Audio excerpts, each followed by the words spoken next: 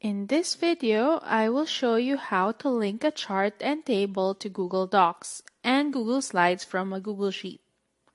To get started, open a document or presentation. I will start by opening a presentation. Let's say you are preparing a presentation about student data and you need a chart and table from a spreadsheet. In your document or presentation file, at the top, click Insert. Click Chart.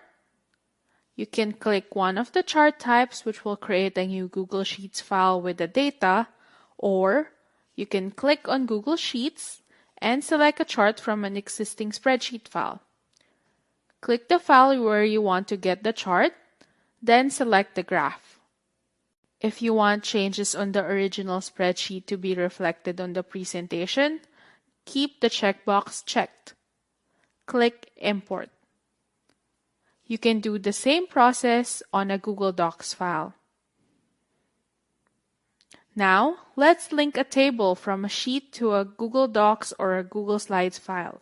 First, open the spreadsheet with the data you want to include in your Google Slides file. Then, select the cells you want to put in the Docs or Slides. At the top, click Edit, then Copy.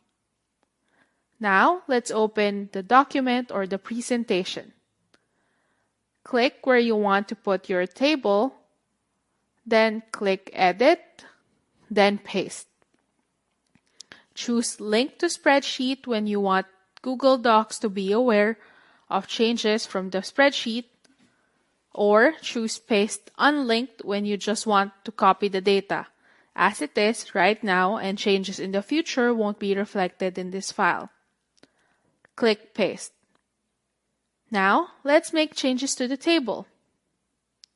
Then go back to the presentation and click the Update button.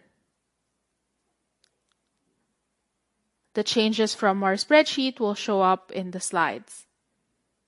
If you have any questions about this video, please leave a comment below.